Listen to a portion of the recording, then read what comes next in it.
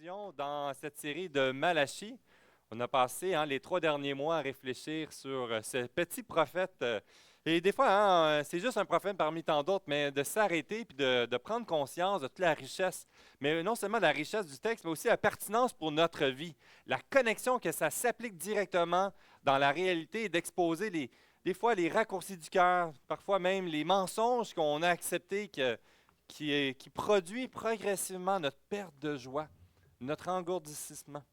Et c'est cette réalité qu'on a découvert qu'à travers le peuple d'Israël, à travers tout ce qu'ils ont vécu, expérimenté, eh bien, sont tombés dans cette dureté du cœur, à même perdre confiance que ça vaut la peine de suivre Dieu, de se remettre dans ses mains.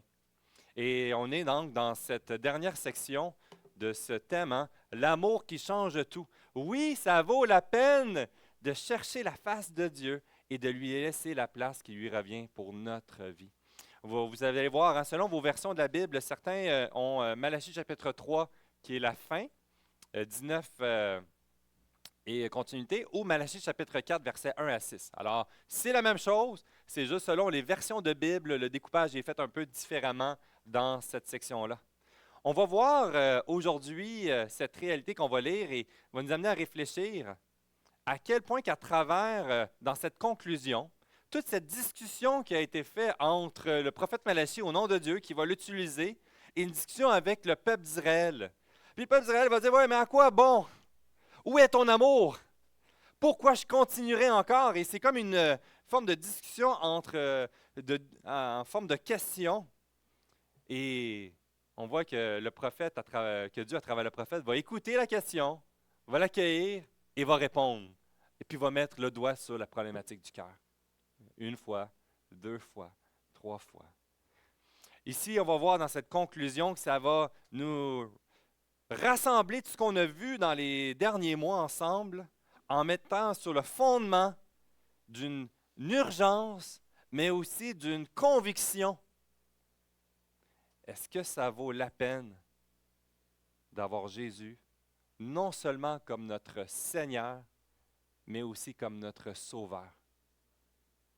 C'est cet exposé qui va nous amener et la conclusion est comme le sceau de toute cette exposition, de révéler les problématiques et d'avoir dans notre vie cette conviction-là.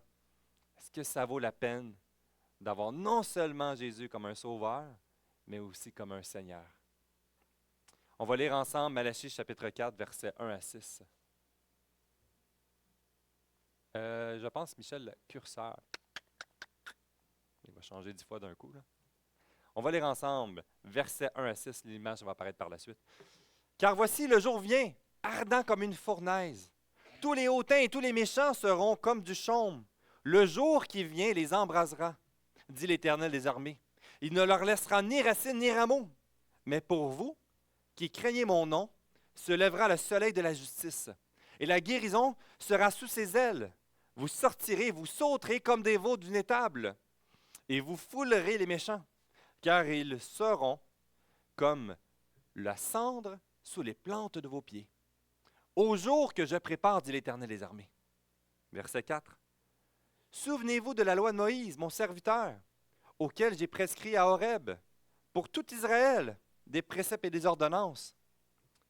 Voici, je vous enverrai Élie, le prophète, avant que le jour de l'Éternel arrive.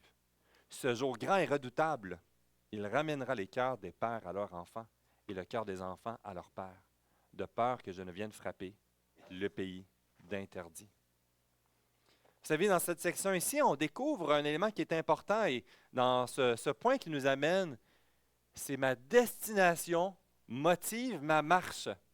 Où je m'en vais me donne la motivation d'avancer.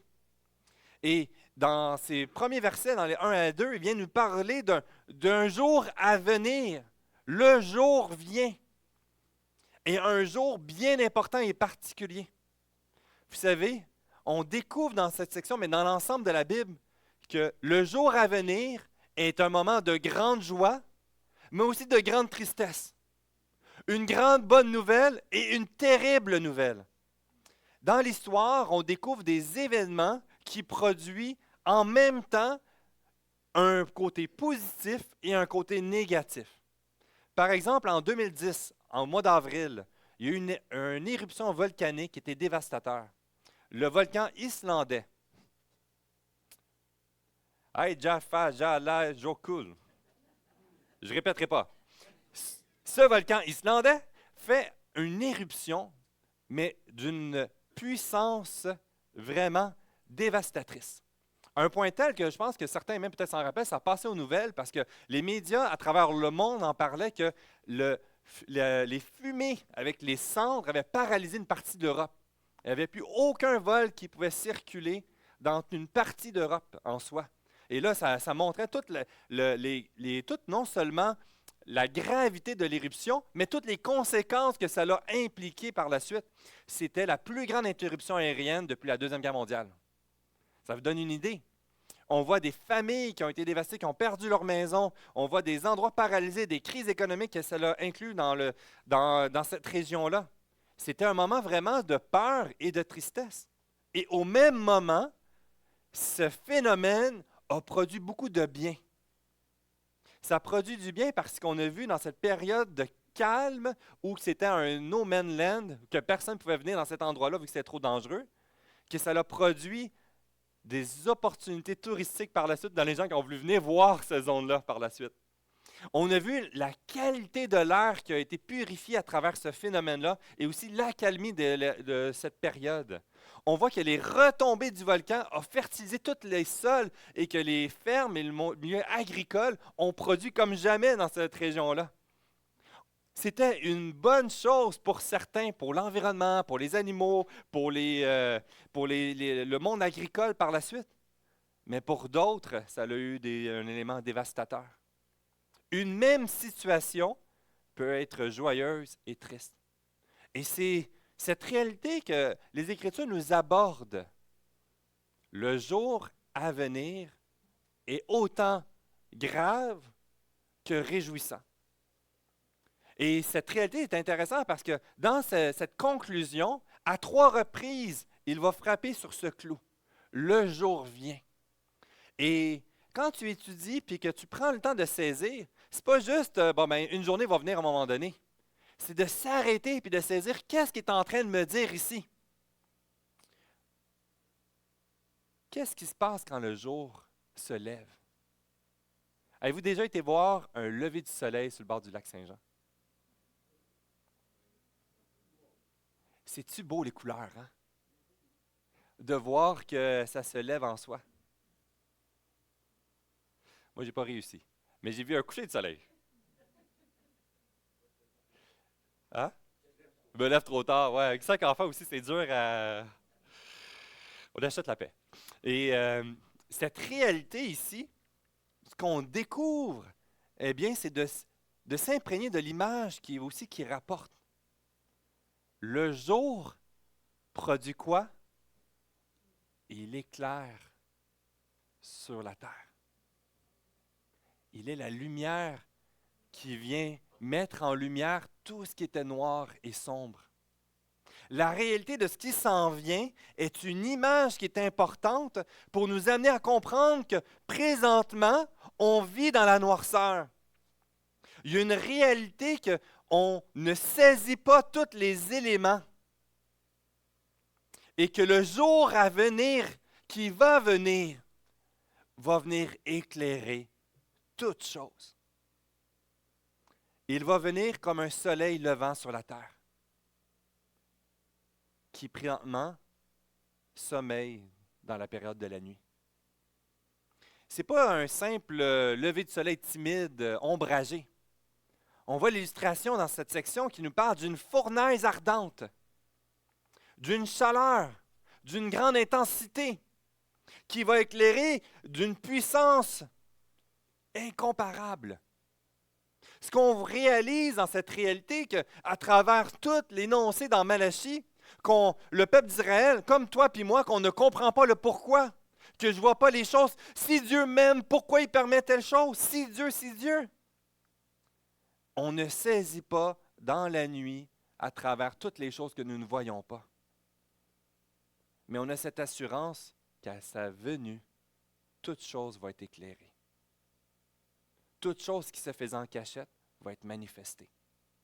Tous nos recoins qu'on enfouit dans le fin fond de notre cœur, qui ont réussi à berner tout le monde, il sera mis à la lumière du jour à la venue de ce jour qui arrive. Et ce que ça apporte dans le deuxième point qu'on découvre ici, je pense que j'ai mis une diapositive ici, oui. Dans cette image, il nous permet à comprendre, et c'est connecté avec l'ensemble des Écritures, que ce jour qui vient, que oui, il vient éclairer, mais c'est un soleil de justice. C'est pas juste que je viens révéler puis on passe à autre chose. Certains disent, bon, ben, l'amour de Dieu, ultimement, va se manifester, puis que tout le monde va être sauvé, et tout le monde va être dans sa présence, fait n'importe quoi, puis ultimement, Dieu, c'est un Dieu bonaste. Mais il y a une réalité ici que la justice de Dieu va se manifester à travers cette mise en lumière qui va se vivre parfaitement sur toute la création. À travers tous les discours que Israël, qu'on a vus dans les dernières semaines, c'est tellement injuste parce que je vois le méchant qui est prospère, je vois ce que je perds en faisant confiance à Dieu, que je vois toutes ces comparaisons de ce plaisir que je me brime. Combien de personnes qui disent « Quoi, tu veux suivre Jésus? Ça veut dire que tu ne coucheras pas avant le mariage? Tout ce que tu vas perdre? Quoi? Tu veux un reçu d'impôt? Tout ce que tu pourrais sauver comme argent? » Puis là, ça nourrit dans notre cœur, on dit « C'est vrai, je perds de quoi? »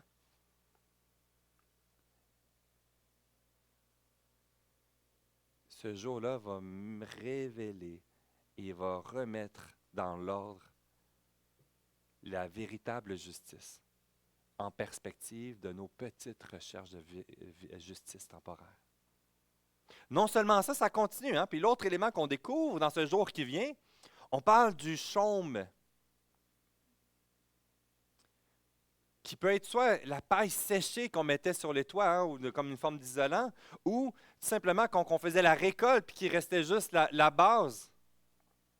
Et non seulement ça, cette chaume ne reprendra jamais parce qu'elle est sans racines ni rameaux. Ce qu'il est en train de dire ici dans cette illustration, c'est que le jour qui va se produire, se manifester, qui va éclairer toute chose, il va être rendu trop tard lorsque ça se produira.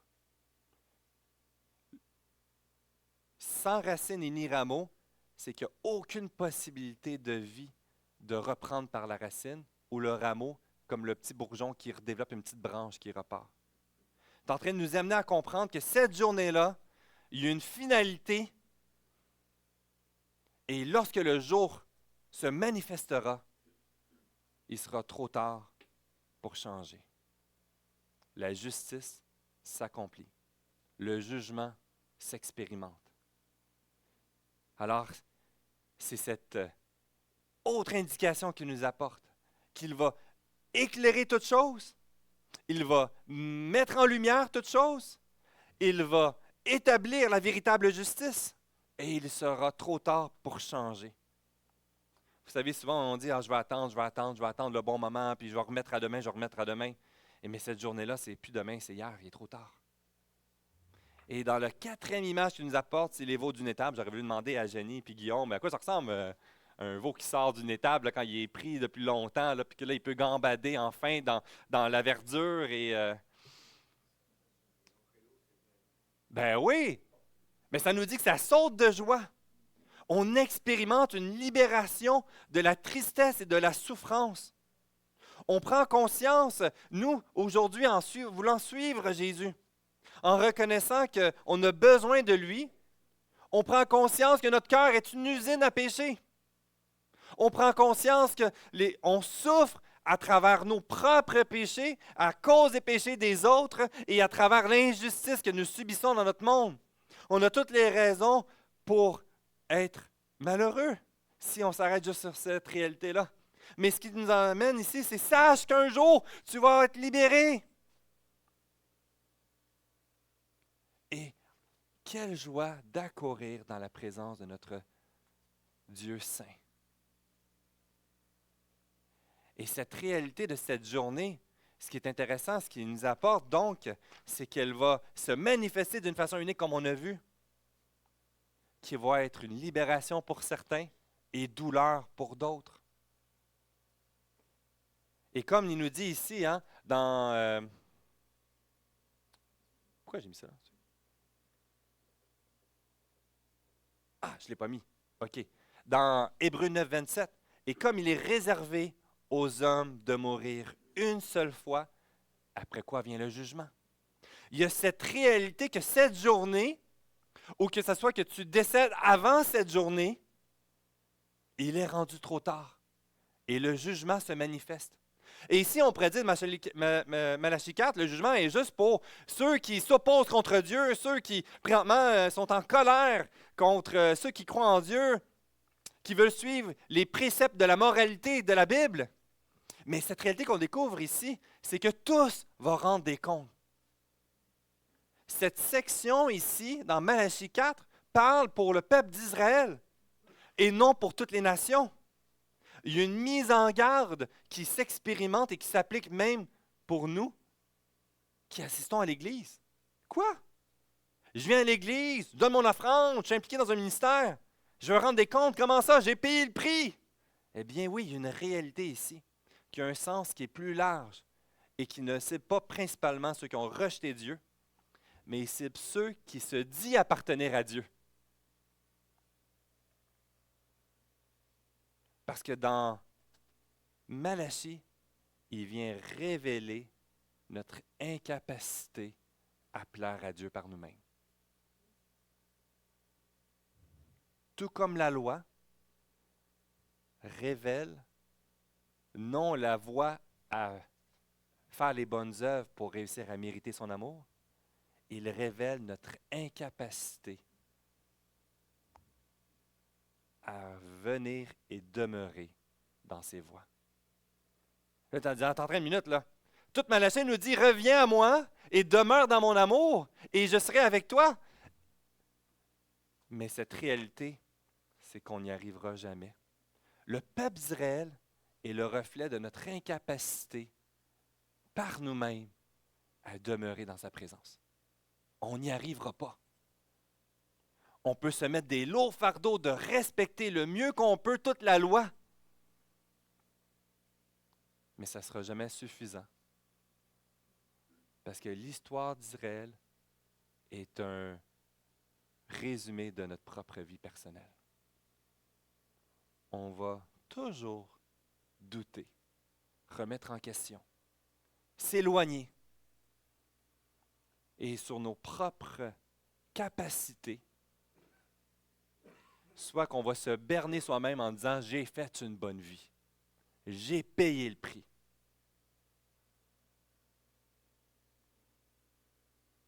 Et ce jour qui vient va mettre en lumière tous les mensonges que j'ai nourris, toute mon identité sur ce que j'essaie d'aspirer et de berner les autres ou de me berner moi-même. Il révélera pour dire tout ce que tu as fait, ce n'était pas suffisant. Est-ce encourageant ça? Il y a une gravité parce que dans l'histoire, nous découvrons que bien des gens, et même nous-mêmes, on se complaît en faisant des bonnes choses en se disant « je mérite l'amour de Dieu ».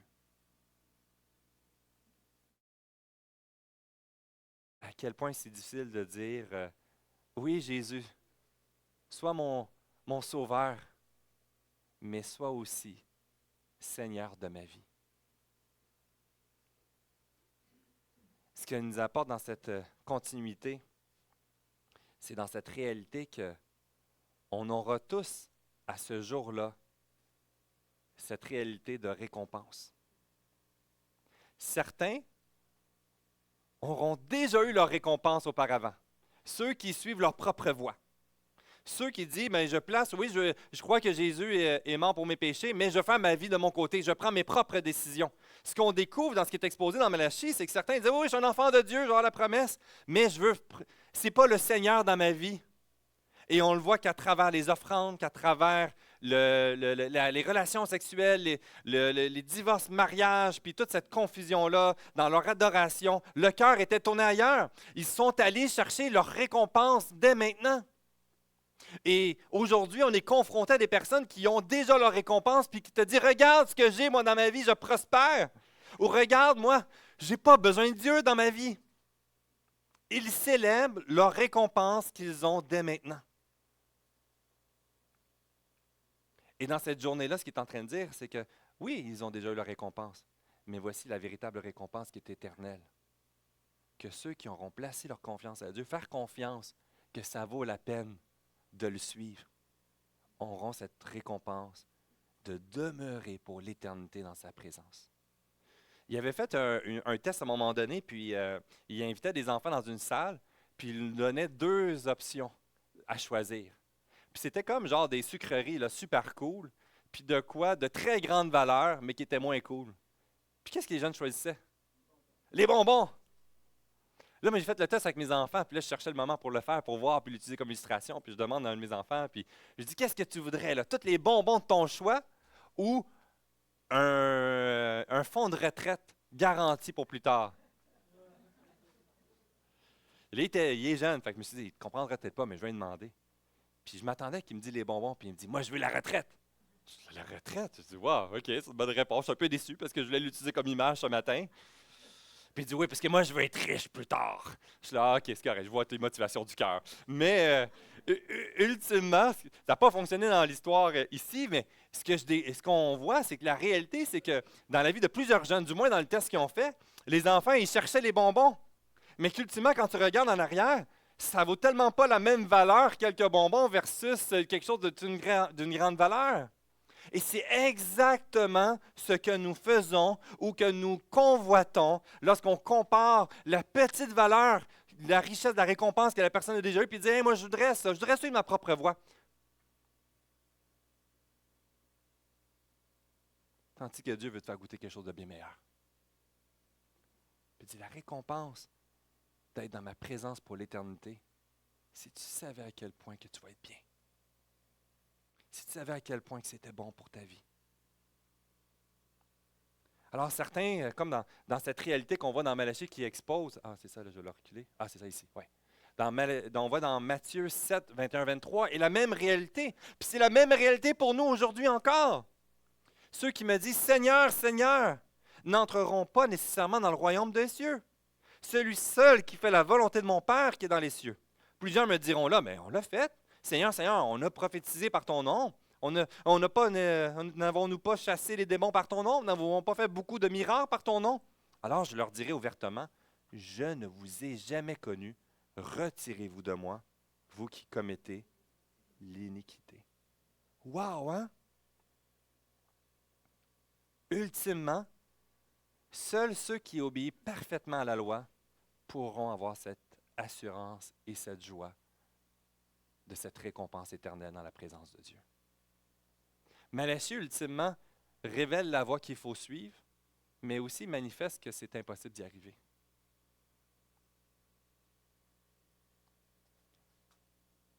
Et cet élément nous apporte à vivre une transformation. Que ça transforme mon cœur. Que ça transforme ce qui est dans mes motivations du pourquoi je le fais. Que ça transforme ma joie à continuer d'avancer. Qu'à travers les épreuves, qu'à travers les changements de perte, des fois, là, suivre Jésus va nous avoir appelé à dire, OK, je dois te faire confiance. OK, j'accepte de perdre telle chose. OK, j'accepte de ne pas comprendre tous les éléments, mais parce que tu as établi que c'était bon pour moi, j'accepte d'avancer et de te laisser la place qui te revient. Une des expériences qu'ils ont fait pour étudier les comportements et autres, je trouvais ça très intéressant, c'était la noyade des souris ou des rats. Ils mettaient un rat dans un contenant, dans un aquarium, disons, puis ils laissaient là voir combien de temps qu'elle allait survivre, assez de nager. Puis vous savez, après quelques minutes seulement, il mourait. Ils ont décidé de voir maintenant si on lui donne de l'espoir et qu'on le sort un peu de l'eau, puis on le remet dans l'eau. puis il rallonge le temps. Le rat, dans la perspective qu'il allait avoir une pause, persévérait plus longtemps. Et dans la durée de capacité de nage, ça passait de quelques minutes à des heures et même certains des jours continuels. C'est incroyable. Ce qu'on est en train de voir, cette réalité-là, c'est que de saisir sur quoi repose ma raison de continuer encore aujourd'hui est important. Ma destination et ma compréhension de vers qui je m'en viens rejoindre pour l'éternité va transformer mes motivations du cœur dans ce que je vis aujourd'hui. Et au lieu de juste regarder ce que je perds, je suis en train de dire, oui, mais je veux voir dans le plan de Dieu, dans toute son échelle du temps, qu'est-ce qu'il est en train de faire, où est-ce qu'il est en train de m'amener, pourquoi il permet cette situation-là. Et cet appel nous apporte à avoir 3 transformations. Le premier qu'on découvre, comme dans Malachie, de vivre ce changement d'indifférent à passionné. Passionné de ce Dieu qui est à l'œuvre aujourd'hui. L'indifférence, ce qu'on est en train de dire, c'est je relâche. Pourquoi je continuerai aujourd'hui encore? Que servir Dieu devient un fardeau. L'Église devient un obstacle dans mon horaire suroccupé. Que la réalité des relations les uns avec les autres, puis les déceptions que ça produit, la souffrance et même les échecs, je deviens indifférent. Et j'abandonne la course. Mais ressaisir vers où je m'en vais, puis de pourquoi que Dieu est en train d'agir, puis que où est-ce qu'il veut m'amener, produit en moi non seulement cette mise en garde de ne pas tomber dans cette indifférence, comme on voit dans Malachie qui nous met en garde, mais de vouloir s'enflammer puis dire, Seigneur, rallume cette flamme dans ma vie. Cette situation qui m'a fait souffrir, je veux faire confiance que tu le savais puis que tu es à l'œuvre. On voit David dans le psaume ici, 32, qui nous partage cette même réalité-là. Tant que je me taisais, mon corps dépérissait. Je gémissais toute la journée, car nuit et jour, ta main pesait lourdement sur moi, et ma vigueur avait fait place à la sécheresse de l'été. Cette réalité ici, puis ce que David est en train de dire, c'est que lorsque je redirige mon regard, je m'éloigne de vers où je m'en vais, de qui Dieu est, puis je regarde ce que je suis en train de perdre.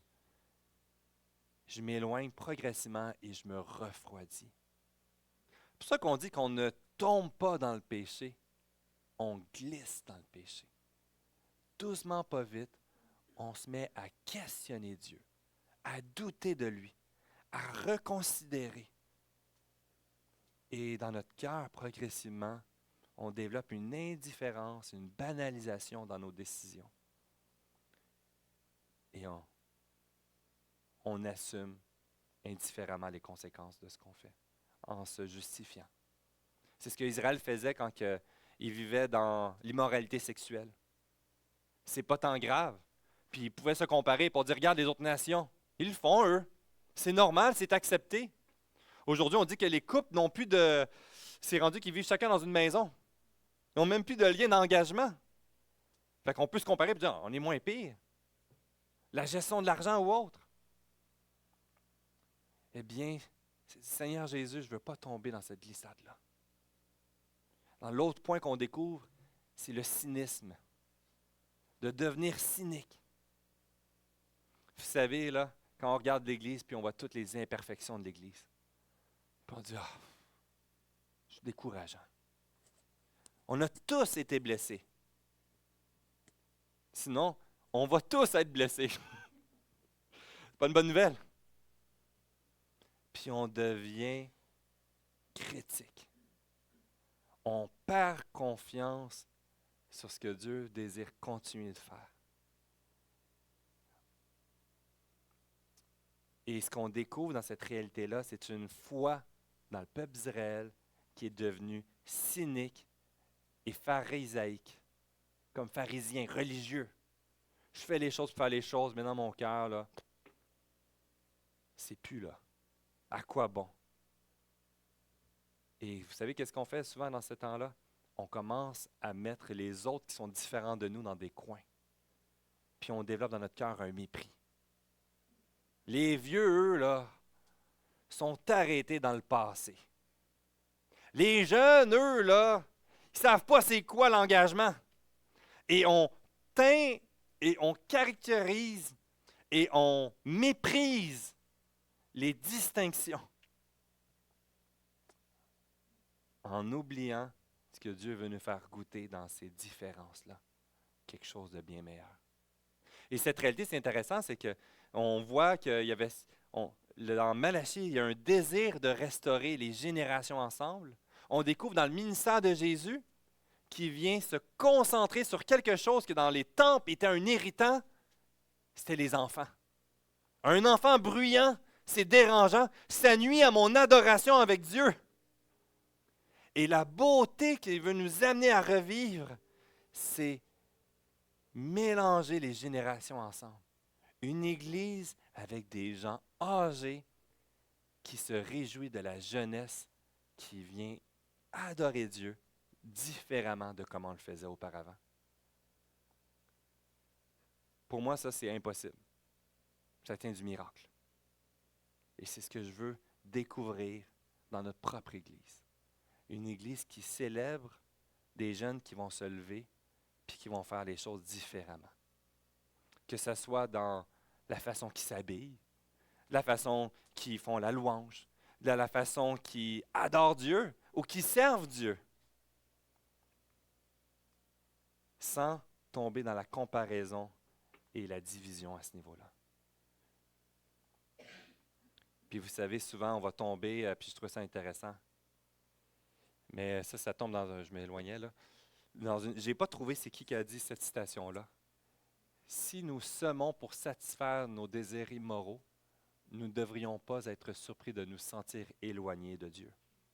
Ultimement, ce que ça construit ici, c'est que en acceptant de garder caché dans nos cœurs nos insatisfactions, nos raccourcis, les concessions, puis qu'on se justifie, puis que finalement, on fait les choses, mais dans nos motivations cachées du cœur, ne soient pas centrées pour la gloire de Dieu, puis de lui laisser la place qui revient comme Sauveur et Seigneur. Et là, à un moment donné, on va se demander, mais pourquoi Dieu, tu n'agis pas dans cette situation? Pourquoi je ne te vois pas? Puis que là, on commence à questionner Dieu, comme Malachie qui est en train de révéler, puis que le peuple d'Israël questionne Dieu, de dire, pourquoi Dieu? Pourquoi tu n'agis pas? Pourquoi tu ne libères pas? Pourquoi que tu me permets cette situation? Mais en réalité, ça fait juste démontrer la réalité que ce sont eux-mêmes éloignés de la présence de Dieu. Ne soyons pas surpris de se sentir éloignés et refroidis. Puis certains même diraient, mais je ne vois plus Dieu agir, alors Dieu n'existe pas. C'est pas que Dieu n'existe pas. On s'est endurci dans notre cœur et on s'est éloigné. Et c'est ce que Malachie nous dit, reviens dans la présence de son amour. Et le troisième élément qui en découle, c'est le fameux moralisateur. Le lourd fardeau de la loi. Ce qu'on voit depuis le début, ce qu'on voit là, c'est qu'il faut que tu sois parfait, que tu accomplisses parfaitement les règles, que tu reviennes, que tu fasses ci, tu fasses ça, tu fasses ce ménage complètement dans ta vie. Mais j'y arriverai pas. Et le moralisateur va dire, ah bien, il faut que je le fasse, puis les autres devraient être comme ça, puis toi, tu ne devrais pas faire ça, puis toi, on veut faire toute l'œuvre de la sanctification de la vie. On regarde des jeunes, puis ils doivent être rendus avec un bac en théologie sur la compréhension de la parole de Dieu. Tu dis non. Saisir vers où on s'en va met en lumière notre incapacité d'y arriver par nous-mêmes et de passer de moralisateur à racheter par le sang de Christ. Libéré du lourd fardeau de la loi pour être un agent de grâce, de la grâce que j'ai reçue de Jésus, puis de le partager aux autres dans nos relations les uns avec les autres.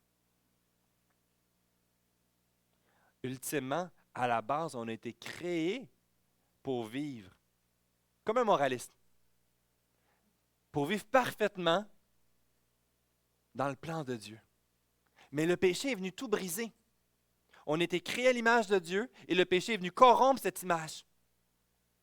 Notre conscience morale qu'on a été créée a été entachée. Et ça met en lumière que d'espérer vivre parfaitement dans la présence de Dieu est un échec assuré par nos propres forces. C'est ce qu'il nous apporte dans ce cri dans Malachie, c'est cette prise de conscience. Voici ce qu'il veut que tu t'apportes aujourd'hui, vers où il veut t'amener, mais tu n'y arriveras pas. Et cette prise de conscience de où je dois me rendre met en lumière cette urgence d'une solution. Et de ne pas tomber dans ce fameux piège, comme Albert Mohler nous dit, que l'essence même du moralisme est de croire que l'on peut être justifié par notre bonne conduite. C'est le faux évangile. Fais les bonnes choses. Et je me justifie. Pour ça, je trouvais ça intéressant. Je lisais une déclaration au choc. L'enfer va être surpeuplé de gens bien élevés. Surpeuplé des gens avec beaucoup de connaissances. Mais ceux qui sont au ciel, c'est ceux qui ont saisi seulement la simplicité de cette grâce et miséricorde que Dieu a manifestée à travers l'œuvre de Jésus. Ce n'est donc pas des grands académiciens nécessairement. Il va en avoir, mais ce n'est pas sur ça que ça repose. Ce n'est pas à travers ceux qui ont payé le prix, en faire plus, le zèle. Ce n'est pas sur ça que ça repose. Ce n'est pas ceux qui ont été le plus proche possible. C'est la reconnaissance que je n'arriverai pas, puis j'ai besoin de Jésus. C'est pour ça qu'ultimement, dans cette section-là, ce qu'il est en train de dire, c'est que persévère, fais confiance. Et vers où tu t'en vas, ce n'est pas une réalité seulement à venir. Il y a une œuvre qui veut s'opérer dès maintenant, aujourd'hui même. Et cette œuvre est possible seulement à travers l'œuvre de Jésus seul. C'est uniquement possible à travers la croix. C'est uniquement possible à travers ce que Jésus a accompli pour toi, mais aussi de ce qu'il veut continuer de faire dans notre vie individuellement puis ensemble. C'est pour ça qu'il y a une connexion, puis que dans Malachie, c'est tellement incroyable parce qu'on voit qu'il y a un ancrage même avec l'Évangile selon Marc, puis il y a des références qui le connectent, puis il pointe la direction vers qui Jésus est et va venir accomplir. À travers Jésus, nous découvrons qu'il est le libérateur. Donc, cette gravité de péché et les conséquences, Jésus est venu pour nous en libérer. Jésus vient pour un salut complet et permanent. Il vient accomplir et connecter le ministère préparatoire de Moïse et d'Élie. C'est très important à cette réalité-là. Il vient connecter, accomplir ce que Moïse devait venir faire comme œuvre et Élie, ce qu'il venait apporter. Parce qu'il reflète la révélation biblique complète de ce qu'est la loi, qui condamne, qui met en lumière notre incapacité d'être parfait, qui révèle la réalité du péché caché ou visible, de cœur ou d'action. À travers Élie, cet appel à la repentance, à revenir vers Dieu, à lui laisser la place dans notre vie. Et les venus futurs, ce qu'on découvre, oui, Jésus les a rencontrés, on voit, mais on voit aussi que Élie, a exercé un ministère qui s'est aussi accompli à travers Jean le Baptiste. Ce que Jésus lui-même va déclarer comme le messager royal, le nouvel Élie, dans Marc chapitre 1, verset 2. On voit dans les autres évangiles aussi, dans Matthieu puis dans Luc. Ils avaient un message important ici. Puis ce qu'il est en train de dire, c'est « Détourne-toi de tes voies, reviens à Dieu. » Découvre l'œuvre de Jésus qui est la clé pour l'éternité, mais aussi découvre ce que Jésus veut faire dans ta vie aujourd'hui. À travers ce que tu ne comprends pas, à travers tes doutes, à travers ce que tu as peur de perdre. Il est en train de dire, je veux prendre cette place dans ta vie, puis ce qui te fait peur de perdre, laisse-moi le contrôle. C'est un renversement que l'œuvre de Jésus est en train de faire. On découvre cette réalité que le jour à venir, dans le Nouveau Testament, on dit c'est le jour du Seigneur Jésus. Le jour à venir, c'est Jésus qui le contrôle. Ce n'est pas une peur d'insécurité ou quoi que ce soit. Celui qui libère, en qui le salut est possible seul, celui qui dit, tu ne peux pas y arriver, mais moi, je l'ai fait pour toi. Donne-moi ta vie et laisse-moi être ton sauveur et Seigneur.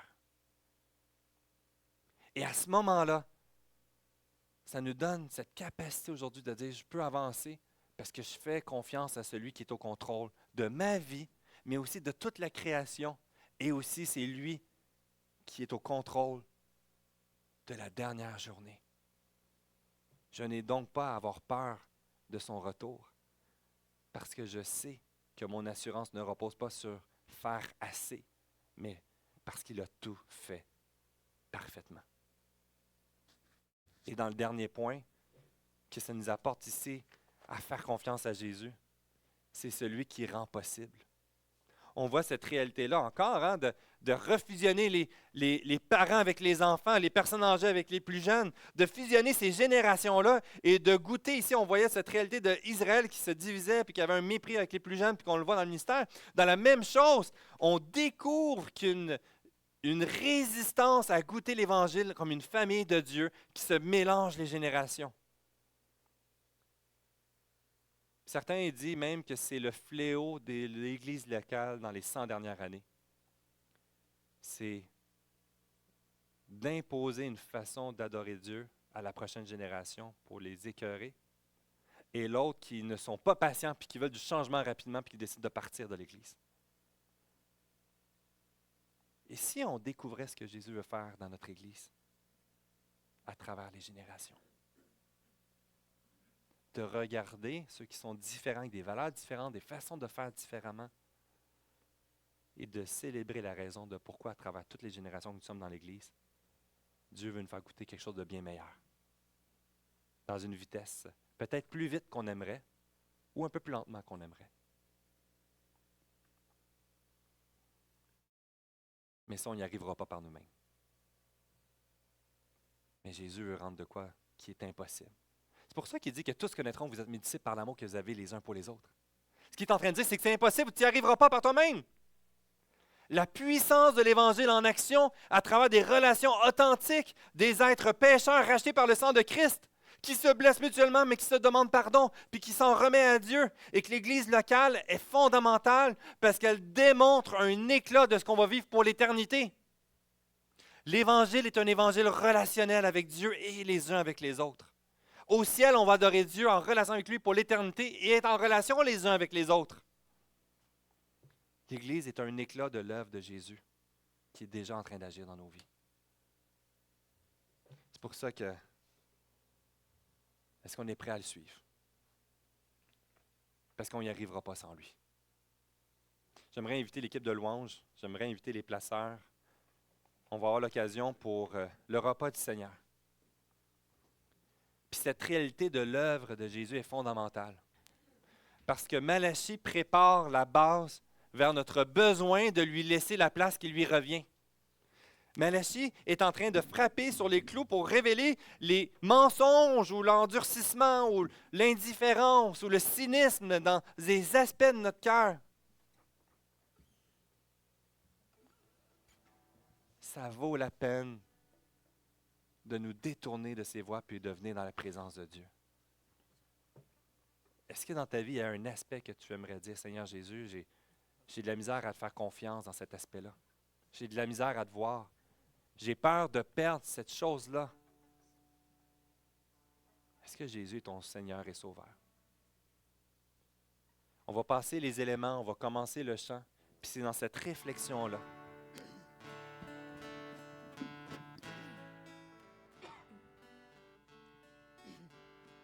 qui prend toute la place dans notre vie. Tu es ma force, ma consolation, une lampe devant mes pas. Ta voix a triomphé de l'ouragan, remporté le combat. Tu m'offres chaque jour ton